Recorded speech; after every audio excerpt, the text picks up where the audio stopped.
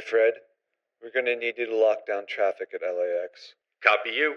All right, well, I want to start off. I want to thank everybody, and I want to introduce Kip Robbins, Director of Photography, and my very good friend, and the guy that helped create this whole podcast. Man, it's an honor to be here. Let me ask you what I ask everybody to start off. What gave you the bug to get into the entertainment world?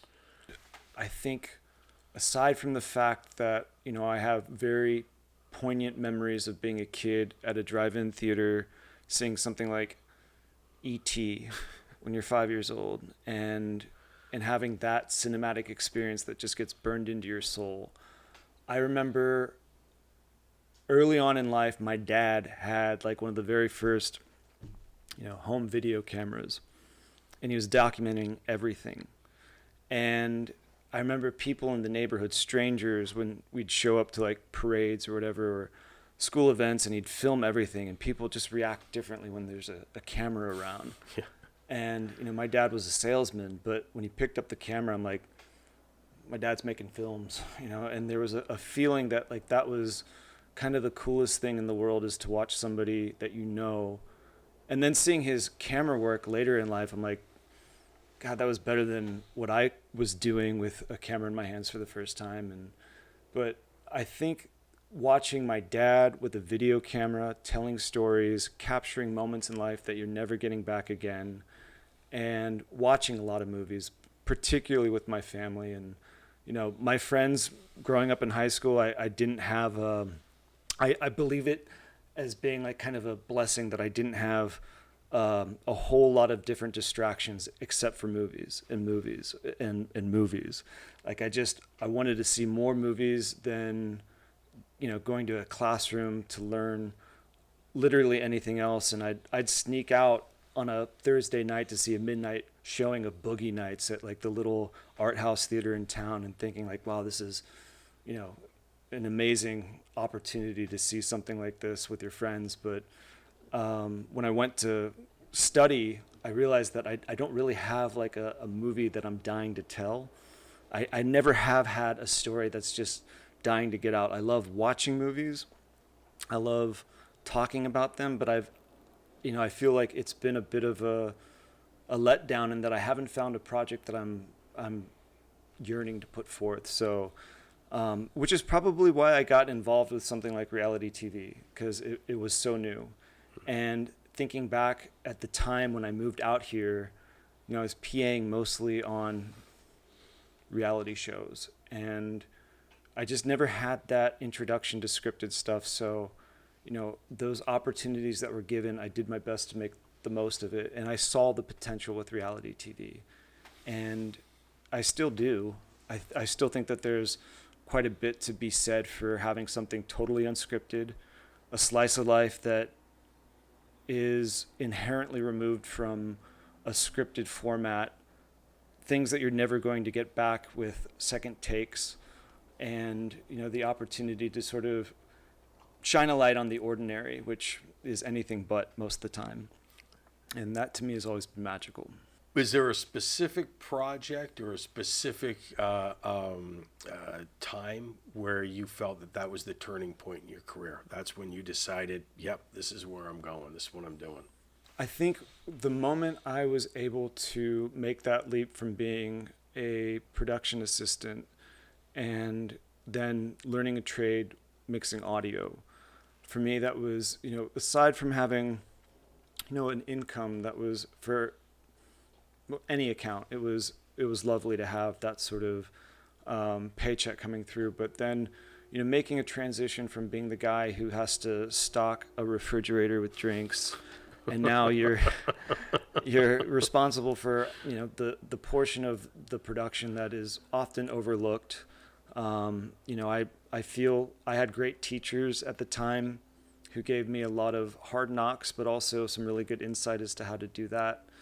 When I started finding a technical niche within production, that's when I realized that I was suited for this. But more than just learning the components of a mixer or a camera, I think for me, when I had the opportunity to stand next to a camera operator and talk to somebody and pull out stories and make people feel comfortable, I realized that I had an effortless quality of just being able to do that with folks and to create comfort, which is not, something that I felt that I was particularly well suited towards.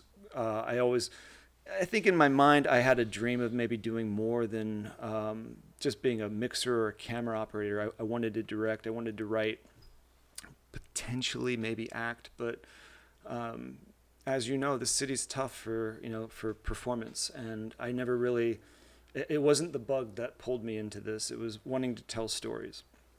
And once I realized that I could do a very good job helping others tell a story, I knew that I was in. I still feel that way. That's part of the reason why I feel like this experience now with what we're doing is ultimately why I do love this business, and I love engaging in conversations to where we're having people tell their stories for the first time, maybe ever, with a mic in front of their mouth and being on camera. So, and it's important. Everybody has a story to tell. Not everybody has the tools to bring it out, but I think I figured out that I have the tools, some of the tools necessary to help make people feel comfortable. Music has played a huge part in your life. You love music. Do you use music, and how do you use music in approaching your storytelling? I use music, for instance, like now when I'm on the road, music will either get me ready for a tough day, depending on what I have ahead, whether it's, for instance, like when we've worked on Naked and Afraid and there's a very long day of production, finishing up the show or going into something or merge or something like that. If I have to psych myself up for something, I find that I will wake up early just to put a playlist together and use that to motivate me. It depends on what it is, where I'm at. Sometimes, Tchaikovsky can get me in the right mood really to be ready to do something, or it's 70s punk, who knows? But it depends on where I'm at. I just feel that music now helps either define the energy needed to do the job correctly, or there's inspiration that I have from listening to stuff that may pull me out of the job that I'm in to just help keep perspective on things. But music is essential. I love to play music, but it's also kind of what I find to be interesting about working in production is you have all these independent elements, but we're one hand, to sort of guide these stories to where they need to be. And it's not that much different from being in a good band. You have, your part, you play it well. If you're off a little bit, everything is affected from you making a mistake or just not being sharp enough to hold your own. And often when you're paired with, certain virtuosos, you bring out the best that you've got. And that's what I do love about this business and in comparing it to music, I guess. Didn't you play bass for the Doobie Brothers? I sure did. In Columbus, Ohio? I didn't play for them. Okay. I was in a band back when I was in college. I was in a band called Beggar's Bridge, and it was a blues rock band. The lead guitarist and singer songwriter was one of the best musicians I've ever played with, and he, I think, based off of his skills and his business acumen, he was able to get us as the opening act at the Polaris Amphitheater in Columbus, Ohio, to where we opened up for Chicago and the Doobie Brothers. And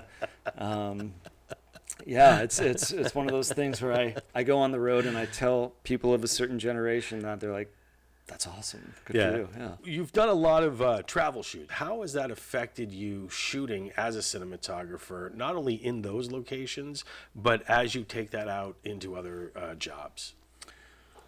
I think particularly when you're working on a show that has inclement weather, environments that you can't control, and a subject matter that is just never going to be within a parameter that can be totally, defined or planned for. I feel that all of those elements give you the ability to quickly learn how to adapt and to move with certain controlled chaos, but also being able to accept that, there is an importance in planning.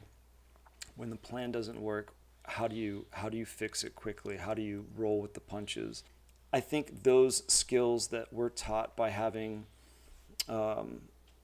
environments which are very hostile at times and very unfriendly to the patience that often is demanded by those who maybe never truly know those circumstances, we have a leg up. And I have yet to really put what I've learned from Naked and Afraid and these other shows into a scripted capacity, but I know that when that day comes, I can move as fast, if not faster, than most people because of adapting to all of these circumstances that we have. What qualities do you think an effective director of photography has when it comes to documentaries?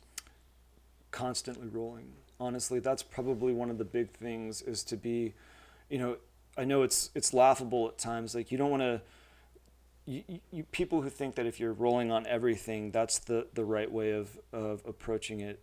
And it's true to an extent. Like, if you roll on everything, you might be left with nothing, or if you don't know how to shape it. But from what I have learned, if you're not rolling on something at a critical juncture, you're never getting it back. And even if you try to pick it up, or even if you can cleverly disguise it with editing, which, hats off to the fine souls who do. But there's nothing that's a substitute for just being there in the moment with a camera that's capturing it. It doesn't have to always be pretty, but I feel that my greatest takeaway from having done any job as a director of photography, particularly within reality TV, is just to be rolling. What's the most memorable moment looking through your lens? I had just started working on Naked and Afraid. I was in Colombia, and that very first season, I remember it was probably 2/3 of the way through. And at the time, people were sort of splintering off into these groups, and everyone was getting tired. But there was one person who was going out fishing for eel every day. And so I took it upon myself to go follow him. And, he was doing his thing. I'm quietly sitting behind him. I'm just rolling on all of it. And, he calls in this eel by tapping on the water. He comes in, and he has a homemade spear, plunges it into it, pulls it out of the water. And it is a moment within that first season that was used quite a bit. And for me, I knew at that point it was because that I was just the one willing to just follow, stay close, be quiet, keep rolling, and see what happens. There's no guarantee that if you're following somebody to do a hunt or a fishing expedition or really anything that is out of our control, that it will be successful. But you got to be there. You got to be there just to attempt attempt the moment. If you don't find yourself in the right position to capture something like that, it's never something that you'll be able to go back and figure out how to do it brick by brick after the fact. So you've worked on the first 48, right? How do you go about capturing that and still maintaining a level of respect for the people who are on camera and the people who are going through that real life experience? I think every single person who's worked on the show, and who's still doing it, and who understands what an unusual dynamic that is, it starts with the respect of the job that an investigator has to solve homicide. You're not there to ask them questions or to interfere or to block them.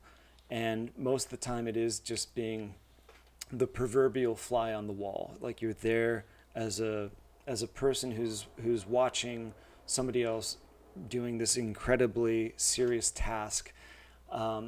I find that, something like that, more than almost any other job I've been on, there's a lot of downtime, and there's a lot of gallows humor, and there's a lot of opportunities to buy somebody lunch and talk about these other things that I've done for instance, like Naked and Afraid, or playing bass in a band that opened up for the Doobie Brothers. You humanize yourself, as well as, allowing them to become relatable to you. I think that's probably why that show has had longevity, is because unlike Cops, that the first 48, you're watching people who are deeply invested in trying to solve a murder. And when you can start seeing human qualities to the people who are choosing to take on this very unenviable task, they become likable. And so for me, I just find that if I'm holding a camera with somebody who's in a position to having to deal with something of that magnitude, I'm just relaxing. I'm letting them do their thing. Finding those right moments to maybe just make chit chat to take their brain off of something so very serious, or knowing the right thread of questioning that's going to be useful to the edit when it becomes a show, often years after the fact. So I think, to answer your question very specifically, I find that I work by being quiet, by listening, by using all the downtime that leads up to something like an active homicide investigation to get to know somebody, but then letting them do their job when that becomes a priority. So you've seen it, I'm sure, plenty of times. Like, you can't come into those environments and be heavy-handed and tell somebody, like, just, I need you to go over here to walk through the door so I get this shot, and I need it a few times for options. It's not likely going to end very well for you. So, and that's also part of the ability to adapt. Do you and the crew ever come up with your own theories on the police investigating? It'd be weird not to. Frank did it with a wrench in the library. Exactly. It would be weird not to. Like, and it's, sometimes it's pretty obvious as to what happened. And when, twists and turns take place, like, we're front and center to see how things are shaping up. So it's a thrilling place to be when you see how certain stories and certain investigations come together. But at no point do any of us pretend that we're investigators. We're just, shooters, producers. Hey, officer, I question him. I question him over Exactly. there. Get on that. You shot a show called Six Little McGees. How is having to shoot 6 children in a house? How difficult is that? It wasn't difficult, honestly, because for one, being able to go back to my hometown of Columbus and to be a part of a show, it was with OWN, which is Oprah Winfrey's network, and I was kind of jazzed to be working on that. It's a complete departure from, at the time, I was mostly doing car and motorcycle shows and shows about, like, extreme logging and then I just extreme logging and not like regular logging. Oh, no, extreme logging. This was to a different degree of cutting down wood, but I had this chance to go back to Columbus, and I was really proud to be going home to be doing this show. And I didn't know much about the backstory of this family, but Rosanna McGee and his wife, they wanted to have a family, and being in their home was a gift. They were wonderful. Being back in Columbus was awesome. And again, to be very sensitive to the fact that, we were dealing with 2.5, 3-year-old children with caretakers. We were invited in as guests. And if there's ever an environment where you're not getting a second take, it's with toddlers. And also realizing that at a certain point, you can't have a camera in a kid's face for more than, a handful of hours each day. And the show itself became more about the parents trying to raise them than the kids, but the kids were just giving us gold. And the best stuff was always when you just would roll and find things unexpected, like first words, or standing up and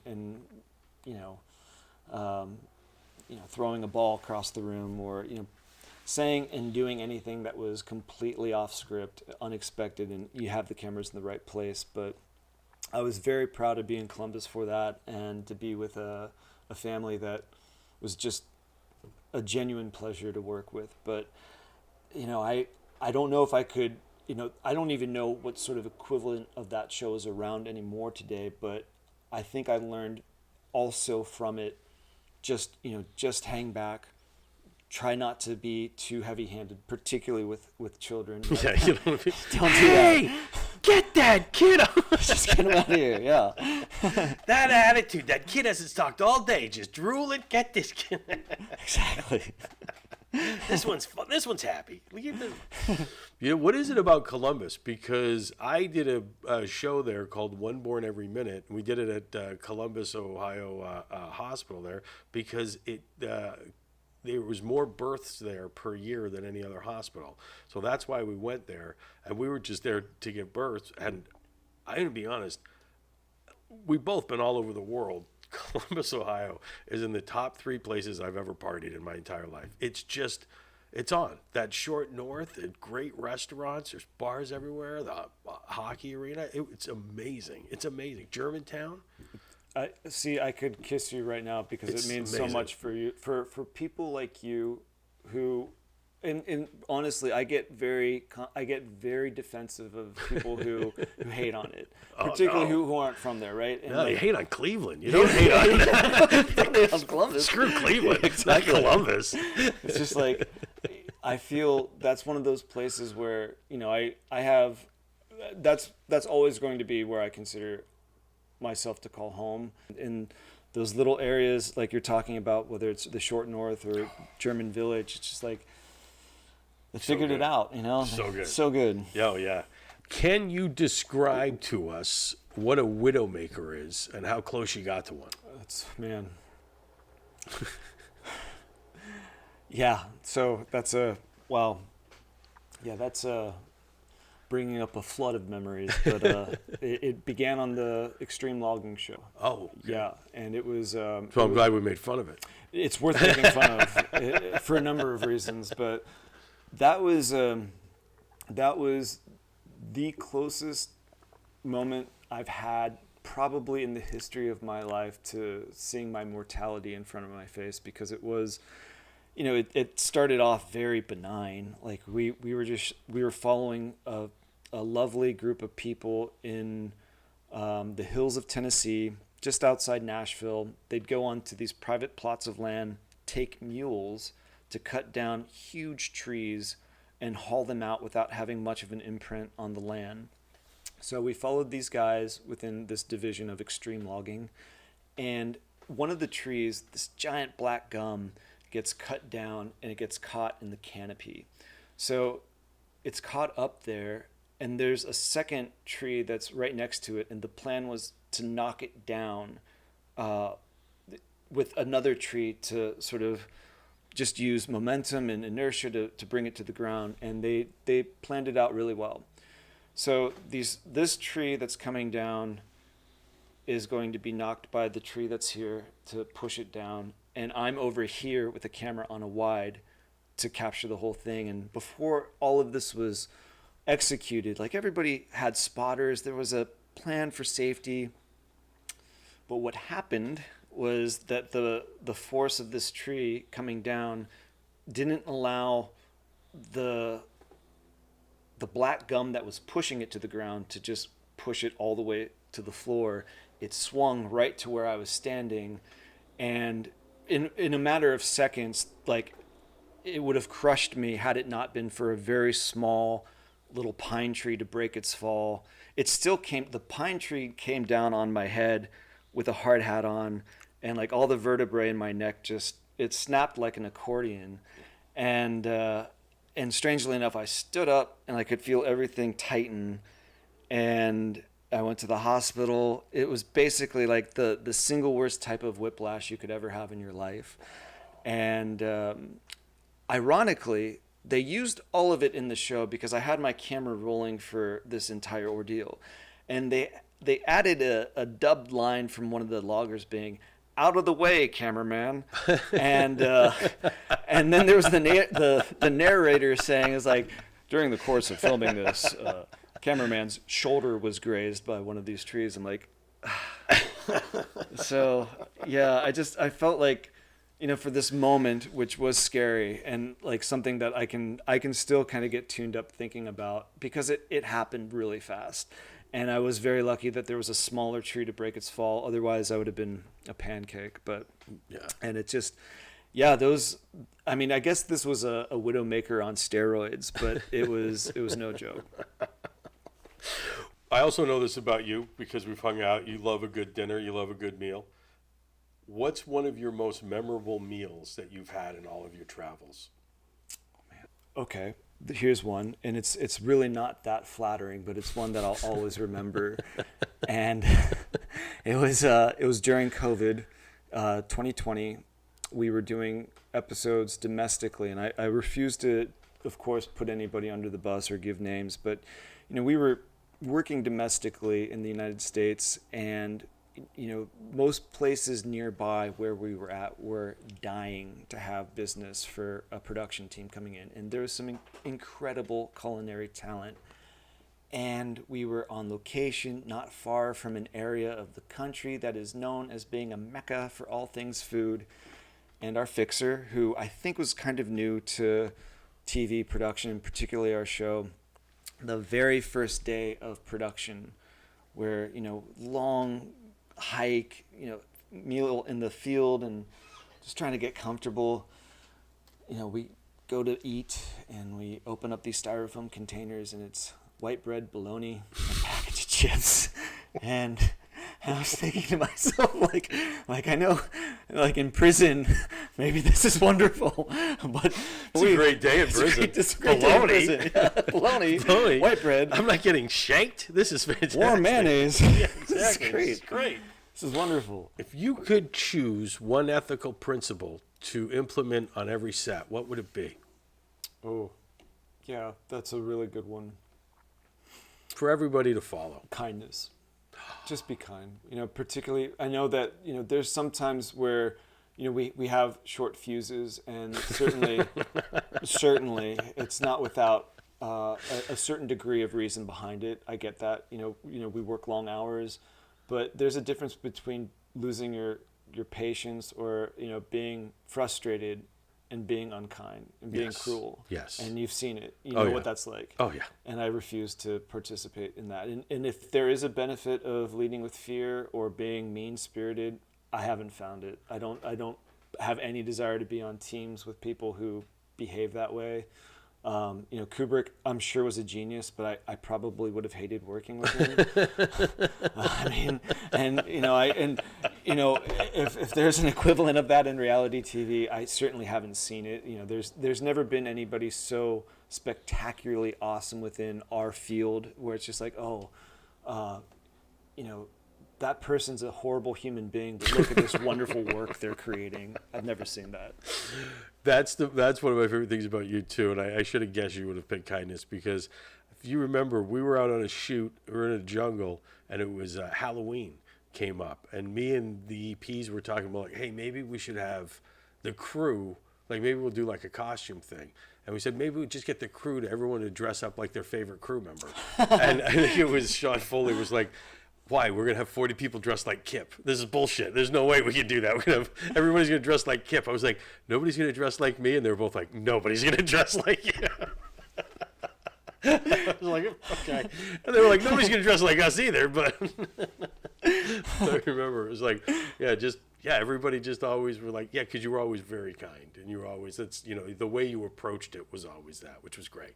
Thank you. No, it was amazing. That was one of my favorite things. I mean, when you're out in an environment like that, everybody loses their mind at some point, and you just never did. And it was, it's impressive. Thank you. Yeah.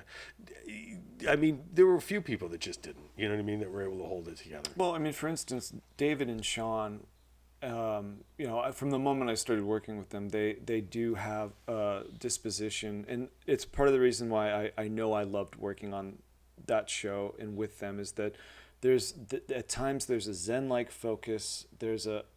Both of them have this, but I really admired their approach, and I think I wanted to emulate that.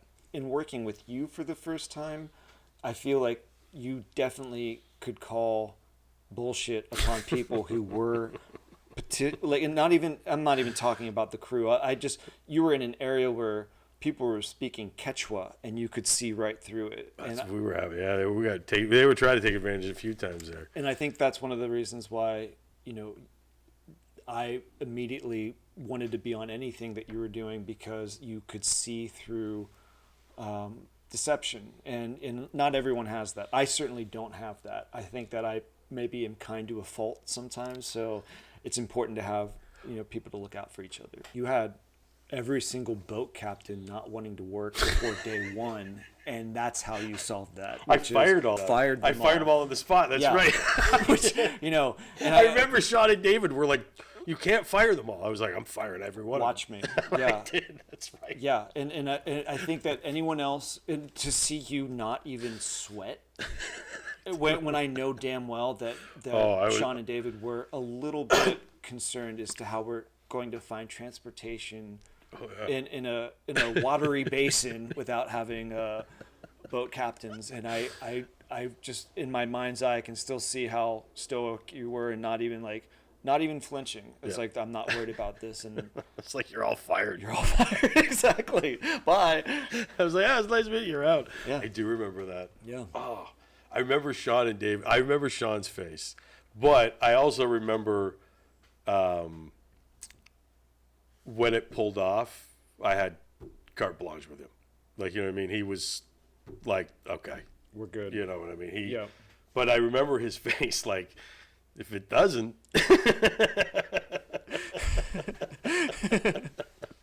Say something nice about the worst production you were ever on. The check's cleared. The nicest thing I Loophole! can say. Loophole! I found the loophole. I found the loophole. I don't have to explain why. Okay, I gotta change the wording of that question. Do you feel we need to continue to have a great sense of humor about what we do? Have to. Yeah. And particularly now. I think that's another thing that, it started off even with this, even now today, like, it's, you can get a little bit caught up and self-conscious over explaining what it is that we do, or the more adventurous things that you've been a part of. But, having a laugh about some of the things that have gone on, and having even a better sense of humor as to where we're at now, will be probably more cathartic than anyone knows. And it does feel like 1,000 pounds of weight just come off of your being when you start laughing about these things. And it only specific people know it. Like, yeah. I mean, I like to think that people who don't know reality TV or production, they're watching this and they can relate on some level. But it's real easy to get overly cynical and serious and very stressed out. But is it going to do any good?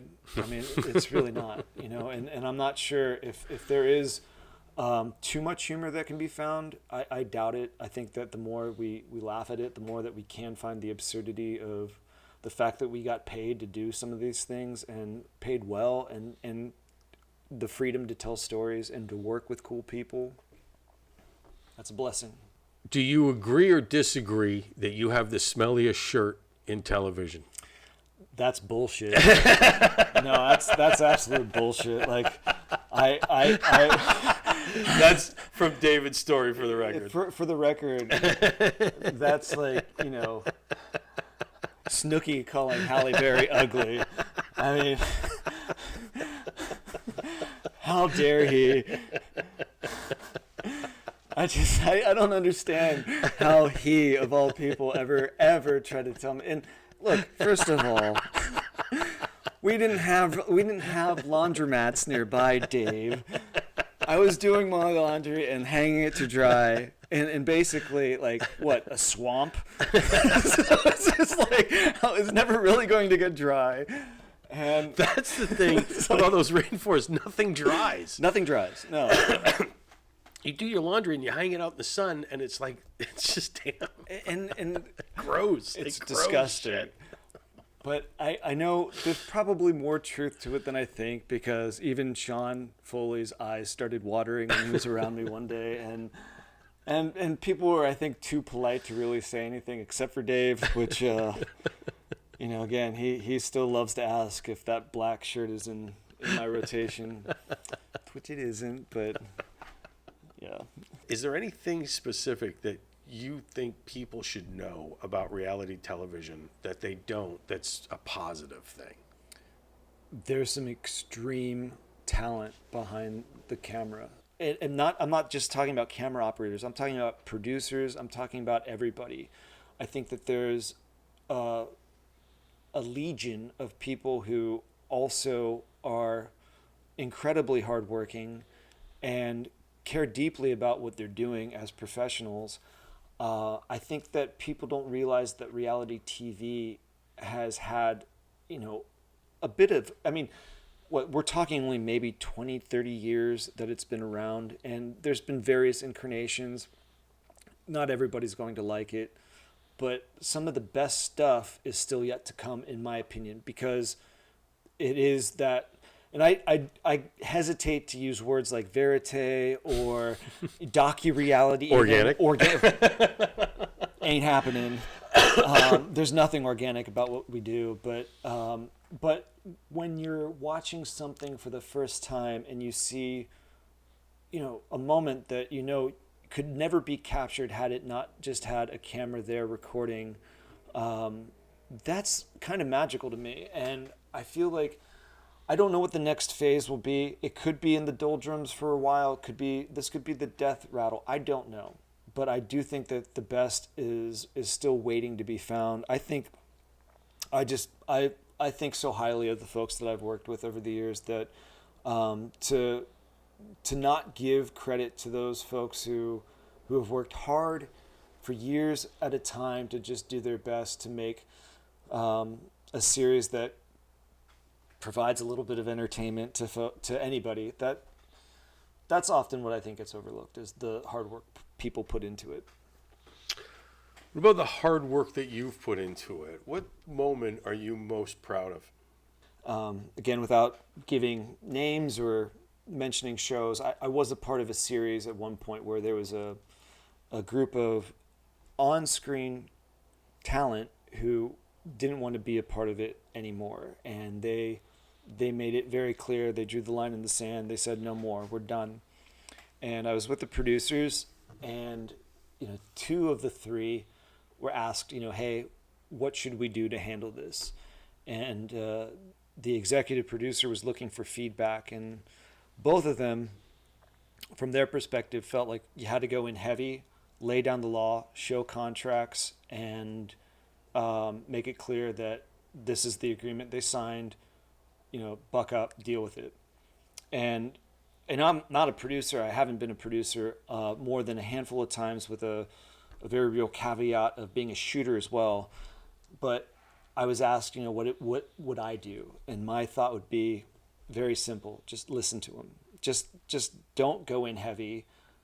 Praise them for having made it this far, and let them air their grievances. And by taking that approach, it was reversed within about 15 minutes of having a conversation and being cool, and not taking this militant stand against people who were scared, and vulnerable. And I knew just in my bones that was the right approach to take. And I think whenever I have that certainty, when I just know that that's the right way of handling something, that's always something that makes me proud. I always talk about one of the first things I learned was you won't end up with anything besides your stories at the end of your career. What's one of your most humorous stories that you love to tell about what you've done in this business? Probably one of the first things that I ever did, because it was just it was just like a wonderful introduction to show business, is that, I came out here, I did a lot of work as an unpaid PA to start with, and some of those jobs were thankless. Some of them were humiliating, and having to clean up body fluid and sets that, honestly, I never should have been convinced to do without at least receiving $100 for being there, or God forbid, a meal. But I did it, and some of them were very helpful in that they led me to something like getting paid for a week of being a production assistant on the 75th Annual Academy Awards. So I'm there throughout the week helping provide Red Bulls and lunch breaks to the Teamsters setting up scaffolding. And then come the night of the show, my boss was like, hey, you're allowed to have a tuxedo. You can go backstage. You can hold the door open for people. You just try to stay out of other people's way, and be back here at the end of the show to help with what we do to wrap up. Like, great. Get a tux, hanging out backstage, and I'm opening the door for basically every A-list celebrity that was of relevance then. And that year, Jack Nicholson showed up with his date, Nicolas Cage. And they immediately came back outside, and they started smoking cigarettes. And then Keanu Reeves walked over to him to have a cigarette. And I only heard briefly, it was like, yeah, we're working on The Matrix 2. Should we come down? And he was like a totally normal guy, but they were having this conversation amongst each other, but in very close proximity to me. But I had a tuxedo on, but I also had to wear a very large badge with my name, Christopher Robbins. And I'm trying not to make eye contact with people. I'm trying to be cool. At the time, I was, just a little starstruck with everybody. And I'm looking away. I kind of spot like Peter O'Toole in the distance. But then I hear, is that your real name? And I was like, yes. That's just great.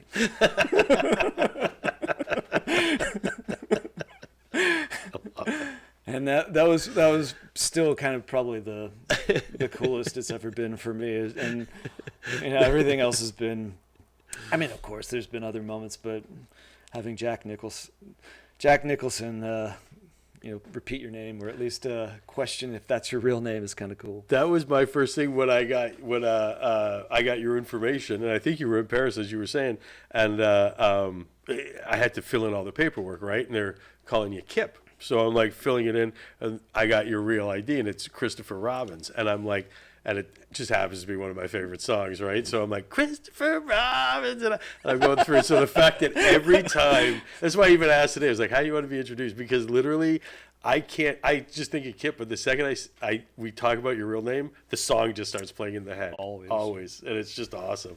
Thank you. That's the best. Nobody sings Aaron Waiting songs. What do you look back on as the biggest mistake you ever made on set? Kip doesn't make mistakes. Oh, I make mistakes. Kip doesn't make mistakes. I've made some legendary mistakes. I really have. Really? What's a big one? One of the things that I remember really early on, and this was like probably not even a year after I became a camera operator, I was working on a show called American Chopper, where these people building motorcycles out of Orange County, New York, and freaking out on each other all the time. But it was one of the best times of my life. And I had moved to New York to be on that show. And within about 6 months after arriving, they had this international project planned where we were going to Australia for like 3.5 weeks, crisscrossing the continent and doing these very uniquely Australian things. Well, we had just finished Sydney, doing the Opera House, and they went hiking on top of the bridge, and we were on our way out when unexpectedly there was a phone call saying like, hey, Russell Crowe wants these guys to come to his ranch in North Sydney to ride motorcycles with him and his dad. And I remember thinking, I was like, this is surreal. We deviated everything to go there for a couple of days, and we went to Russell Crowe's house. He went around, introduced himself and his family to everyone. And I don't know what he's like on set with Ridley Scott or when he's in character, but he's hands down one of the nicest human beings I've ever met in real life.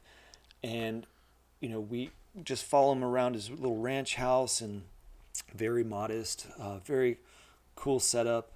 Then we go, riding motorcycles with these guys. And so, my one shot is out of a minivan, looking back at Russell Crowe and all of our guys that we're following, and it's head on. It's showing everybody together. And at the time, we're using these Panasonic HDX 900 black and white viewfinder. You don't really know what you're shooting other than it's black and white. I was rolling, but I knocked the color temperature into being this lime green fluorescent that just obscured everything. And at the time, I know it was a really big mistake, because I don't think that the coloring for HD video on tape was quite what it is now with solid state or with what we have with these cards. But they got back all this footage, and they thought that the camera was wrong. They thought that it was a chip issue, but it just turned out that I was shooting inside a building with these really unusual fluorescent lights. That switch got knocked, and then it turned itself to this lime green. It looked like, I don't know, it looked like something out of Star Trek or something. It was very surreal. And in having seen it, I was just mortified that I kind of blew it. But they ended up putting this sepia filter over it, and they did a wonderful montage. It all worked out fine. But I remember thinking, I was just I had one of the most critical shots, and I blew it. You were just talking about an amazing moment that just comes out of the blue, where you get to see somebody as talented and stuff as Russell Crowe. If you had to go back to just one day that you've ever done in all your career, what day would you go back and do again, just because of how much fun it was? Going to have lunch with Muhammad Ali. No! How do I not know this one? That was the all-time greatest. Okay, so tell me about Mr. Muhammad Ali. That was surreal and deeply special, and something that even now, I can look back on, and I can feel, a sense of pride that I was there, that I was able to meet him, and that I had lunch with his family. But it was with the same show, American Chopper. The patriarch of that family traveled to Muhammad Ali's home just outside Detroit on a blueberry farm. And at the time I didn't realize it, but Muhammad Ali and his family had organic prize-winning blueberries. And one of the reasons, I guess I didn't know this to be true, but it really helps with Parkinson's, is blueberries are medicinal. But this beautiful blueberry ranch, very modest home. We show up, we're supposed to shoot 5 minutes with Muhammad Ali and a pair of gloves that he was auctioning off in conjunction with this motorcycle that was going to be auctioned off. So it was going to be a quick shoot and in and out. We get there, and Muhammad Ali's wife very plainly, very kindly said, "This is not a good day for Muhammad. He's not comfortable being on camera, and you guys came a long way. So why don't you put down your cameras, let's have lunch, let's just sit as people and talk and have a lovely day together." Muhammad Ali's son was there. These other athletes who were a part of this organization to to raffle off things related to donations to this Parkinson's organization, they showed up. There's probably maybe 8 to 10 people in total sitting at a table with Muhammad Ali. I'm sitting right next to him, and we're given the tour around the premises, see where he used to we saw where he used to spar, and some of his trophies and some of his iconic memorabilia. Some of his iconic memorabilia that he'd collected over the years, it was on display. It was something that it didn't feel like a museum. It just felt like somebody's home. And then sitting down next to him, one of these guests, was a professional football player, and Muhammad sits down, and this guy who's just joking, he's doing this with his fist, and Muhammad just looks at him and is "All right, man, you got it." So I always knew, I cursed that damn Parkinson's because of what it does to the brain, because clearly the man's intellect was there. It's just he couldn't talk. And for somebody who has such a prolific voice, it was hard to see but when you saw his eyes, you knew everything was still firing just perfectly. But I'll never forget that day. And I felt, I mean, it was historic. I honestly sometimes question if I was worthy to be sitting there because, at the time I was a very inexperienced camera operator, and I'm sitting next to Muhammad Ali having lunch with his family. Kip, I want to thank you so much for being here today. Thank you for Pleasure. everything. Yeah, Did you have fun? I had a blast. Did you? Were you okay with it? Because I know you were. I don't know if I'm okay with it, but I love talking with you. So. Good, good. Thank you. Man, Bye, man. thank you.